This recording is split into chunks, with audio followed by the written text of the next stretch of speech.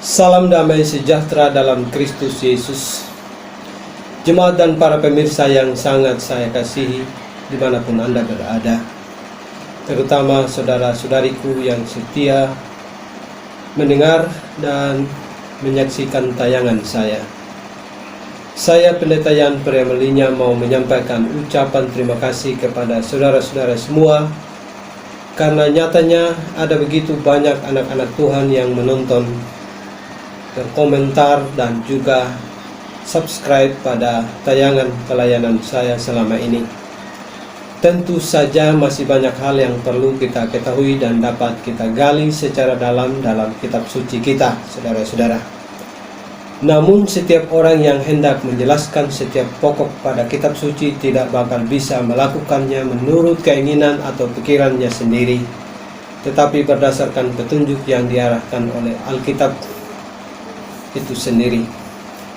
Karena itu khotbah-khotbah saya selama ini bersifat topikal, tetapi tidak bersifat topikal tetapi sifatnya historikal. Justru karena itu apa yang saya jelaskan selalu terhubung dengan konteks Alkitab yang dibacakan kepada saudara-saudara. Tidak baik bila seseorang mencopot ayat-ayat tertentu dari konteksnya dan dijadikan topik pikiran, karena bisa jadi ayat tersebut dipakai salah untuk kepentingan pengkhotbah terlepas dari makna yang benar berdasarkan konteks cerita yang ada dalam kitab suci. Jadi setiap kali saudara-saudara menyimak khotbah-khotbah saya, saudara-saudara juga harus mendengar bacaan kitab yang bakal saya terangkan dalam khotbah saya. Prinsip ini tentu dilandasi oleh begitu tegasnya Petrus dan Rasul lain menyebut otoritas kitab suci kita yang mulia ini. Saya mengajak saudara-saudara sekalian menyimak bacaan Alkitab dari surat Rasul Petrus yang kedua, pasal yang pertama ayat 12 sampai ayatnya yang ke-21. Pertama surat Petrus yang kedua, pasal 1 ayat 12 sampai 21.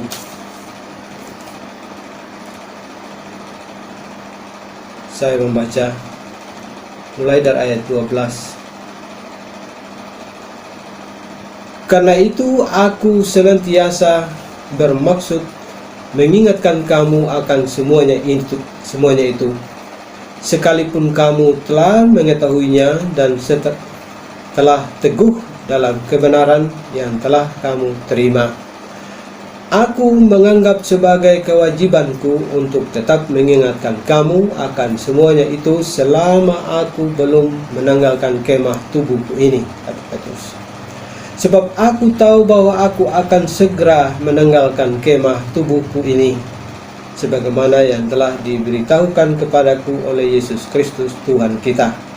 Tetapi aku akan berusaha supaya juga sesudah kepergianku itu kamu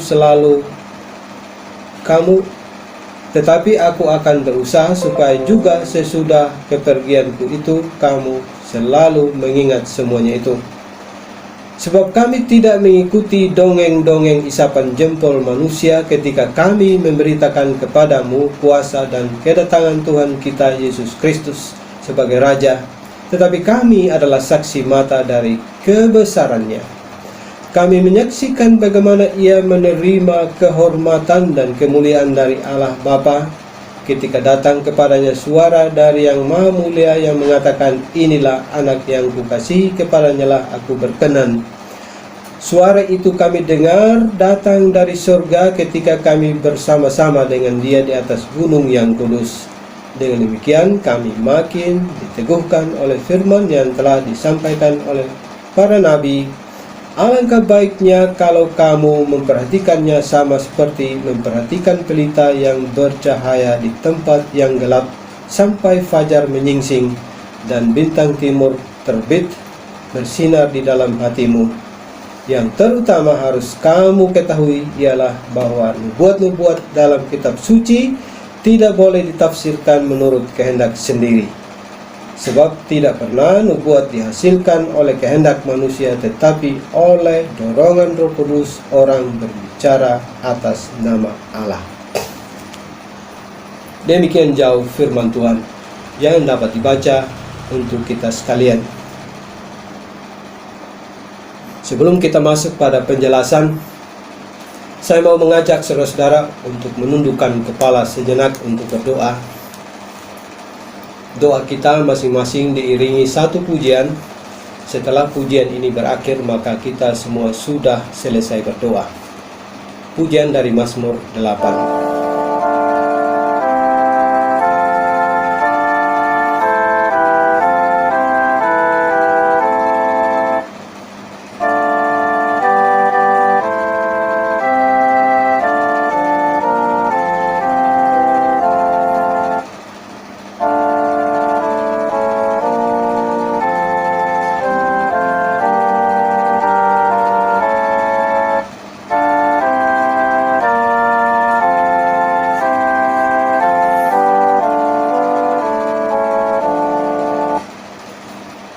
Saudara-saudara, sesungguhnya tidak asal-asalan orang meneriakkan isi kitab suci sesuka hati pembicaranya. Kebanyakan pengkhotbah menyiapkan topik khotbah tertentu, dan selama mereka menjelaskan topik tersebut, mereka mencopot ayat-ayat tertentu dari kitab suci untuk mendukung pikirannya. Cara ini sangat berbahaya, saudara-saudara, karena bisa jadi pengkhotbah tidak memperhatikan makna ayat tersebut terhadap konteksnya. Ya, setiap ayat-ayat Alkitab terikat pada konteks cerita yang terhubung dengan dia. Yang terjadi bahwa ayat tertentu dijadikan keterangan pendukung pikiran pengkhotbah terlepas dari maksud yang sebenarnya. Inilah yang disebutkan Petrus, yang terutama harus kamu ketahui ialah bahwa nubuat-nubuat dalam kitab suci tidak boleh ditafsirkan menurut kehendak sendiri. Itu yang mau dikatakan Petrus. Ia garis bawahi bahwa tidak pernah nubuat-nubuat dihasilkan oleh kehendak manusia, tetapi katanya oleh dorongan Roh Kudus orang-orang berbicara atas nama Allah.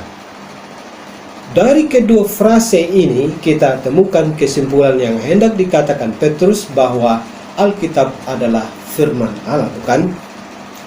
Kesimpulan dari pernyataan ini, maka Alkitab memiliki otoritas tanpa terbantahkan sebagai kebenaran mutlak. Ingat saudara-saudara, bahwa salah satu kriteria gereja yang benar di dunia adalah gereja yang menerima dan mengakui Alkitab atau kedua kitab perjanjian sebagai firman Allah.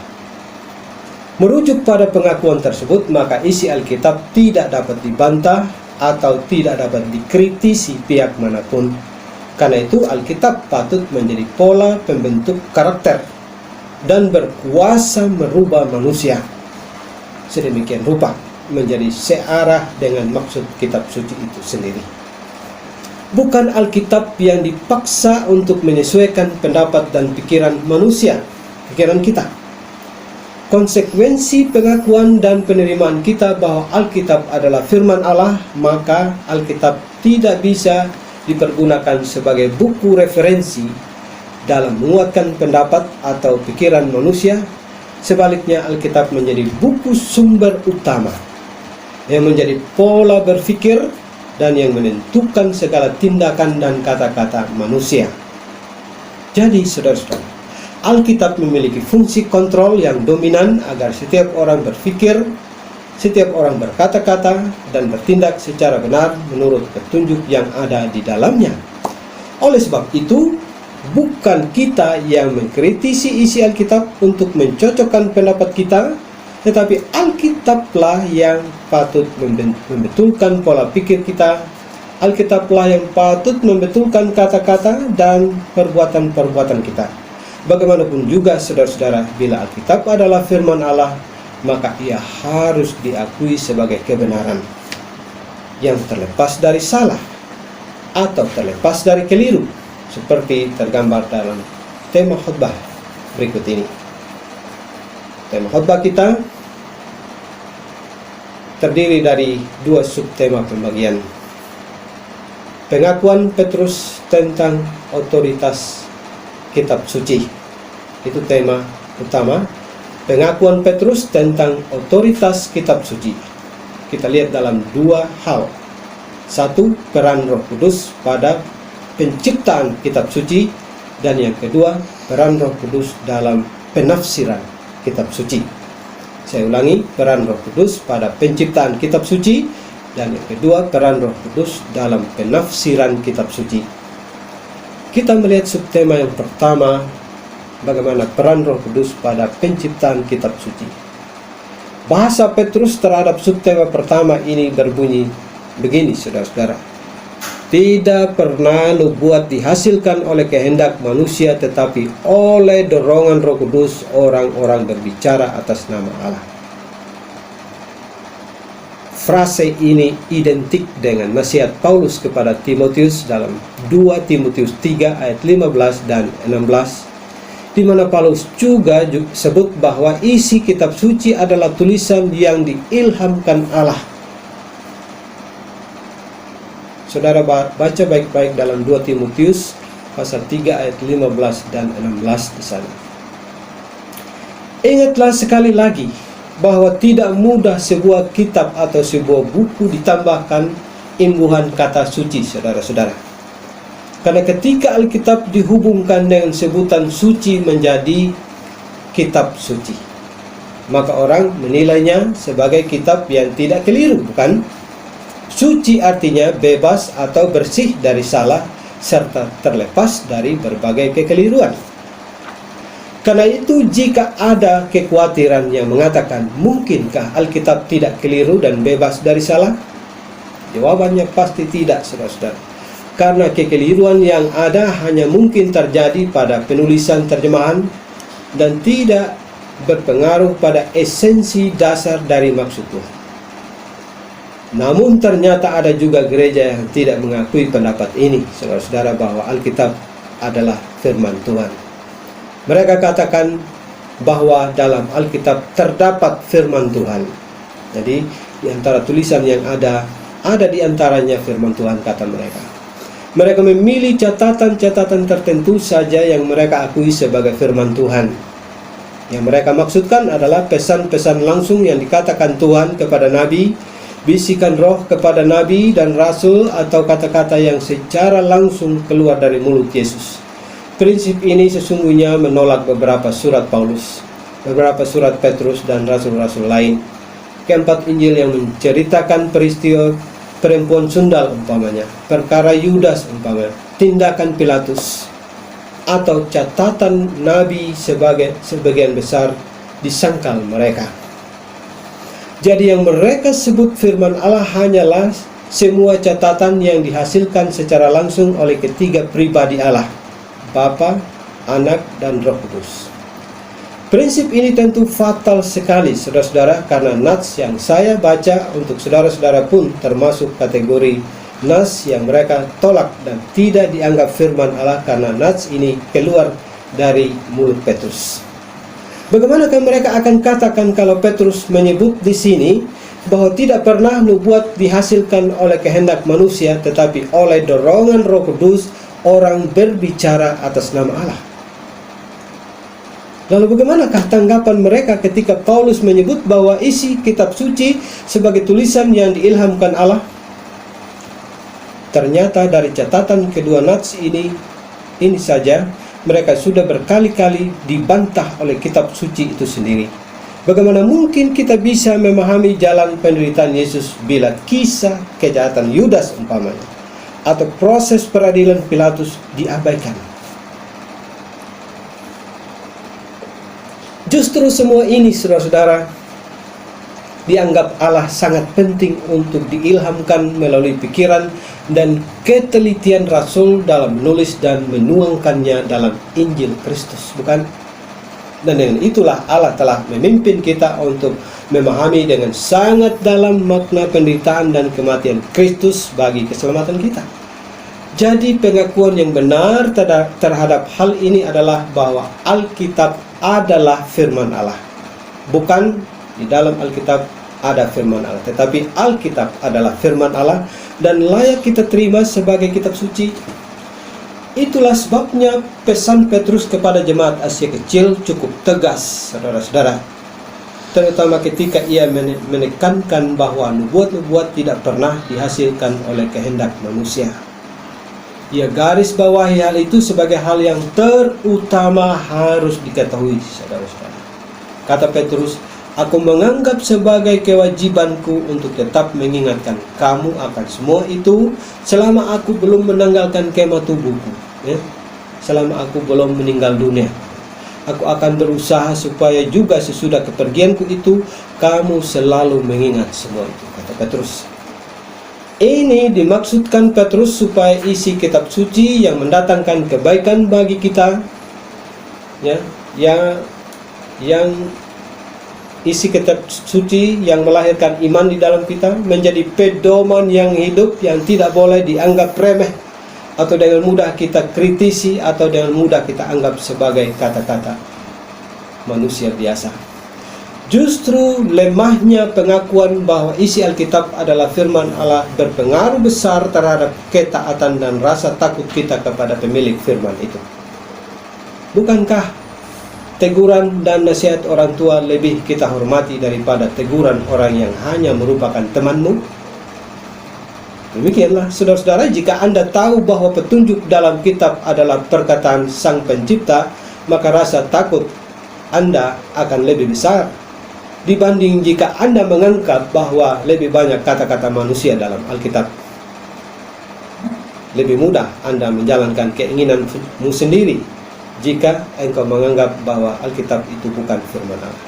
Itulah sebabnya sebagai firman Tuhan, isi kitab suci disarankan agar tidak ditafsir menurut kehendak sendiri, seperti yang dapat kita lihat dalam subtema pembagian yang kedua, peran Roh Kudus pada penafsiran kitab suci. Saudara-saudara, jika Petrus menyebut bahwa nubuat-nubuat dalam kitab suci tidak boleh ditafsir menurut kehendak sendiri, maka orang-orang yang menafsirkannya juga harus bersandar pada iluminasi Roh Kudus.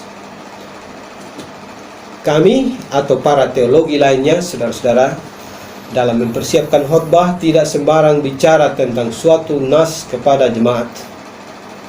Sebelum mempersiapkan tafsiran, kami akan meminta pimpinan roh melalui doa sebagai sumber iluminasi firman. Menghindari kekeliruan penulisan atau terjemahan, kami wajib mempelajari bahasa Ibrani atau Yunani sebagai bahasa asli kitab. Kemudian kami akan membandingkan tulisan Ibrani Yunani dengan beberapa terjemahan, baik dalam bahasa Inggris maupun dari beberapa bentuk terjemahan dalam bahasa Indonesia. Kemudian persiapan khotbah kami diverifikasi secara dogmatis sesuai pengakuan dan doktrin Alkitab yang membetulkan cara menyampaikan supaya tidak kontradiktif dengan kehendak Tuhan. Jadi para pengkhotbah seharusnya tidak asal bicara ketika mereka mengatakan isi kitab suci melalui pidato-pidato mereka, tetapi dalam penjelasan yang sangat teliti dan terverifikasi secara dogmatis. Selanjutnya, saudara, masih banyak kriteria yang patut kami pergunakan agar saudara-saudara bisa menerima kekuatan, agar saudara menerima penghiburan, mengalami pertobatan atau pembaruan lainnya. Hal ini saya jelaskan agar dimengerti bahwa penafsiran kami tidak menurut kehendak kami sendiri, melainkan kehendak Allah dan Kristus Yesus atas pimpinan Roh Kudus Kristus. Tahukah saudara-saudara mengapa dalam gereja perlu ada anggota majelis?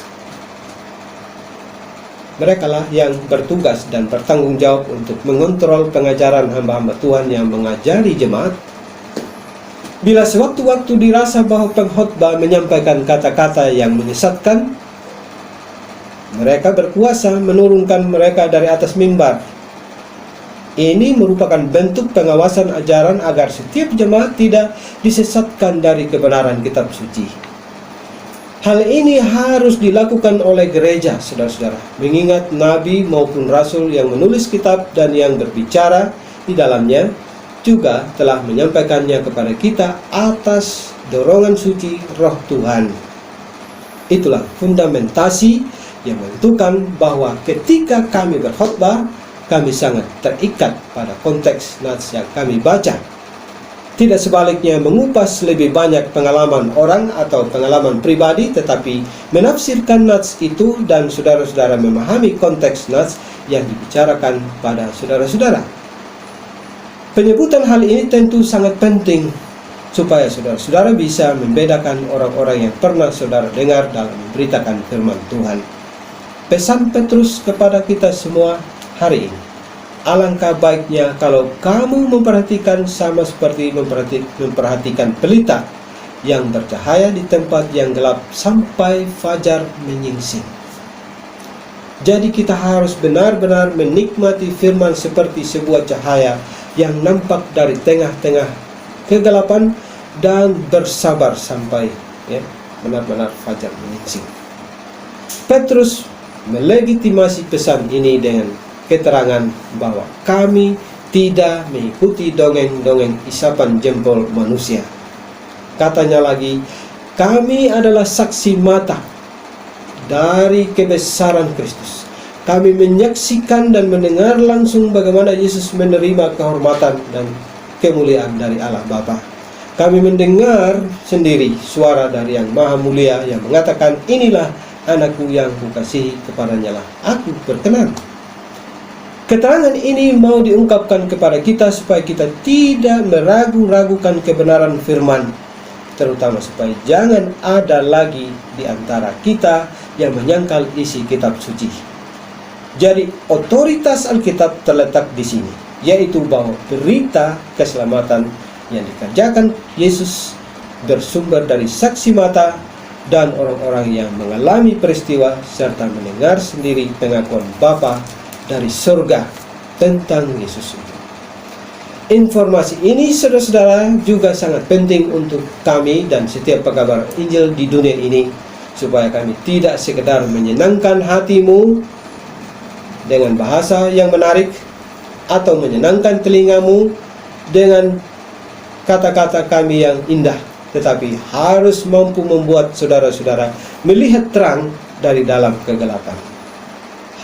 Injil yang kami kabarkan harus membuat Anda bergeser dari cara hidupmu yang salah, dari pikiranmu yang berdosa, harus mampu dirubah dari Injil yang hamba-hamba Tuhan kabarkan. Firman harus dipergunakan sebagai alat yang tepat, sebagai terang. Firman itu harus membuat saudara-saudara mengerti maksud Tuhan dan bisa melihat hal-hal yang dihindari supaya berjalan menurut petunjuk yang benar. Kitab suci bukan buku biasa, bukan, melainkan berotoritas kebenaran dan menyajikan isi hati dan kasih sayang Tuhan untuk kita semua. Dan itulah alasannya mengapa harus dibuka secara terang dalam pekabaran Injil. Firman benar-benar mampu membuat kita percaya dan tidak meragu-ragukan harapan hidup, karena petunjuk firman mengatakan bahwa keselamatan kita bukan kata-kata manusia belaka, melainkan petunjuk yang diberikan Tuhan sendiri buat keselamatan kita semua. Amin.